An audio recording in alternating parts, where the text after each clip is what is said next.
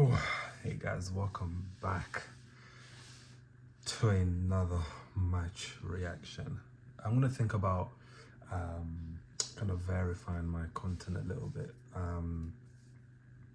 just instead of the usual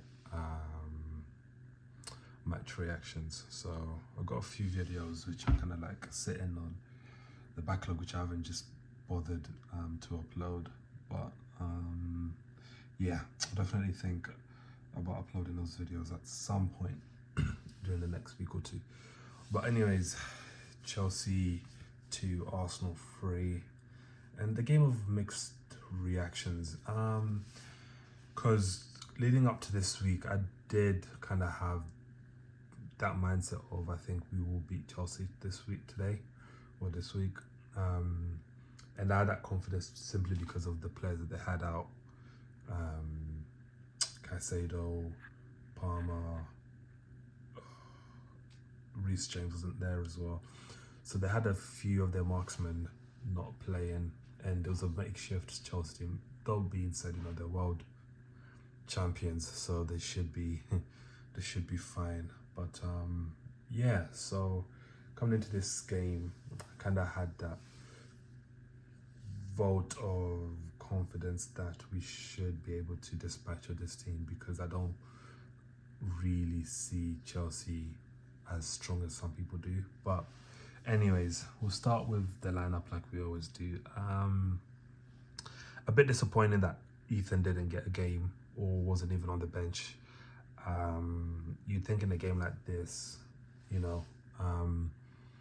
considering we've got Forest in the weekend, I know these players are used to like the Wednesday, Saturday split and stuff like this, but it doesn't hurt. It doesn't hurt, having some few level of rotation, but also maintaining a good squad balance, in the sense that you don't want to change too much in case we end up getting our arse beat. But yeah, sad, kind of disappointed, because especially he had a very good game against Portsmouth. Sad to see that he wasn't even in the team. Eze, as usual, back to the bench, no minutes, and I don't really blame the manager in a sense. I struggle to see where Eze fits in this team, because at this moment in time, when he does come on, he doesn't impact. He doesn't impact the game. He doesn't take the game to the scruff of his neck almost. The game kind of bypasses Eze a lot of the times, and it kind of just I struggle to defend his place in this team. But I guess as a left winger, he can do a much better job than what we see Nelly do. And I don't think Trossard had the best game either. He was a bit quiet here and there. So there was definitely an opportunity to kind of change a few things here and there. But anyways, same old. I do actually... It's sad because I don't know where Ben White... I don't know where his future lies at Arsenal, because he's a very good attacking right back, and he saw the cross for Gyökeres's goal, although Sanchez kind of fucked it up a little bit. You just saw he has this attacking nous that he's able to just understand how to place a cross a lot better than Timber. Timber is a centre back. If we're being completely honest, he's a centre back, and I think he was a centre back at Ajax. A very good centre back as well. I like Timber. He's one of my favourite players in this team. But as an attacking right back, I don't see it. He leaves a lot to desire when going forward. I think on the ball, brilliant. Like, he has very good technical ability. The ball gets to him. He can drive. He can do the inverted thing a lot better than Ben White. But I just think Ben White, when it comes to that final third, he just knows a lot more, and he's got that intrinsic connection with Saka as well, which is not obviously the be and end all of things. But yeah, yeah, that was that. But let's talk about Odegaard. Oh God, this. Yeah, Odegaard is, again, he's one of my favorite players as well. I like Odegaard, but I've been screaming for years ever since we signed him. He's just not a 10. He's just not a 10. He's very underwhelming in that final third. He's just it's like every time, even when he takes shots, I just have in my mind I expect it not to go anywhere. Like a lot of the time, his shots are just always. It just feels like he underhits, or he doesn't get enough on the ball. There's times when he wants to play that ball in behind, and then it's either the ball is under hit, over hit, or it just doesn't go there.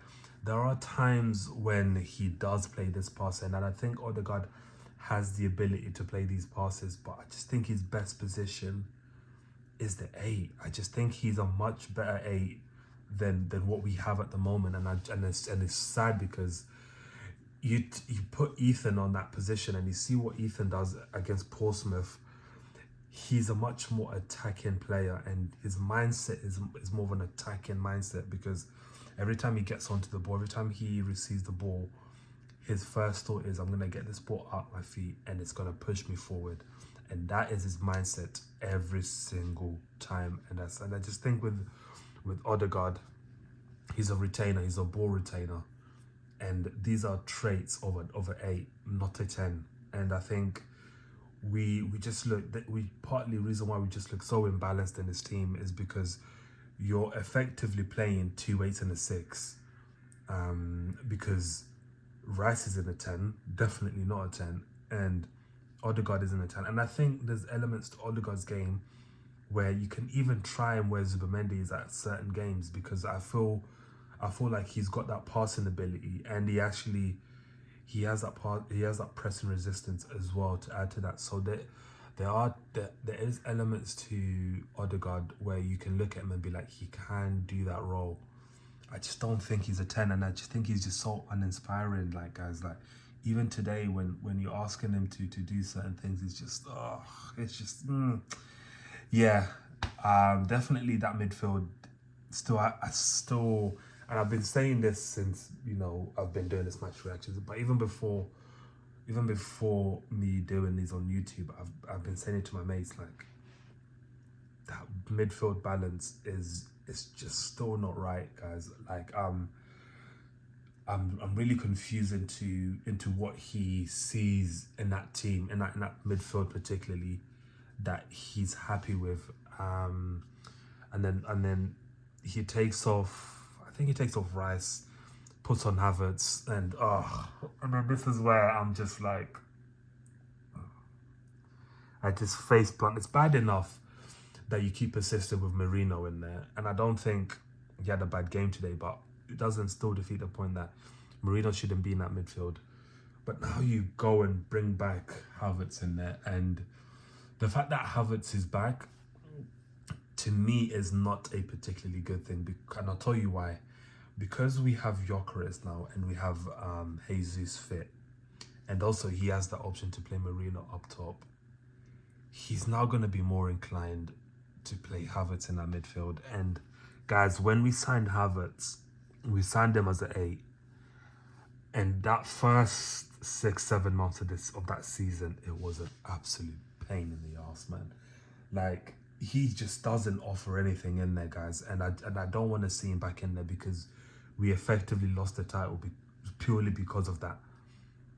And now I feel like, now that he's back, yeah, prepare for the worst, because there's still that Arteta that he's persistent with certain things that haven't worked, and anyways, back to the game. Zubimendi had a really good game. Saliba had a really good game, and I actually thought Rice as well. Those were our 3 very good players. Rice always has a good game in the sense that a lot of his best work is defensively. Like, he tracks back, and he also is very good bombing forward. That's why I don't actually mind having Rice as a pressing trigger instead of instead of Odegaard, because I just feel like he's got a better engine than Odegaard. Who I actually think Odegaard has an engine in that sense as well. But yeah, the tie's not over, which is sad to see, because you score 3 goals away from home. You expect the tie to be done and dusted, but the tie is far from over, and that's mainly due to this dumb goal that we conceded right at the end. Kepa has to be stronger on that corner. Like, even I was thinking maybe, but no. He just collapses the moment he feels contact, and yeah, you can't always pray and hope that those go against you or for you. You got to be stronger on that corner. And then the first goal as well. The ball goes across. Gabriel doesn't clear it. Lands onto Garnacho. Bang. So the tie's not over. And it's far from it. So do as you will. But yeah. Also on other news, sad to see Per go. Per Mertesacker. I'm sad to see that. This season will be his last season at the academy, which I haven't read too much on it. I'm not sure whether that was a mutual consent or he wanted a bit more power. I don't know, but considering the sort of talents that we've seen come through under him, it is sad to see him go, because he's not retiring. He's good. He's gonna go somewhere else. Like, this is the thing. Like, he's gonna go somewhere else and develop even more of their players. Maybe he's not seen a lot of the players go through the first team, which is again another thing about our team at the moment. We don't really have that many players who've come through the academy and have been a main staple. Saka was before Arteta. He kind of came through under Emery and developed under Arteta. Fine. Smith Rowe, for the injuries, could have worked. Reece Nelson, maybe Eddie. Who else? Also, we had Chido and Heaven. Obviously, those fucking hell. Chido must be seeding now, but Chido's at United now, and so is Heaven. But now we have Max, Ethan, and Skelly, and those are kind of like our 3 carrying the flag. And I'm hoping there's gonna be some talk about bringing these players through to the first team, because these 3 are the future of this club. Even Max to an extent as well. I'm not really a fan of bringing in Max for the first couple games of the season, and then we've not seen the skid again at all. So it will definitely benefit him if he was in the squad a lot more, and so with Ethan. But I think because of the fact that the injuries, some of the injured players have come back, his importance has kind of drawn a little less of importance. But anyways, don't really have much to say. We were shit for pretty much most of that first half. We really didn't offer anything. But it is what it is, guys. I don't really have much to say, to be honest. I'm absolutely knackered, so I'm gonna end this one here. We'll see you at Forest. We should deal with Forest as well. But yeah, tie's definitely not over. But yeah, I think the second leg is next week. I'm not sure, but I think it might be next week. But yeah, see you guys later.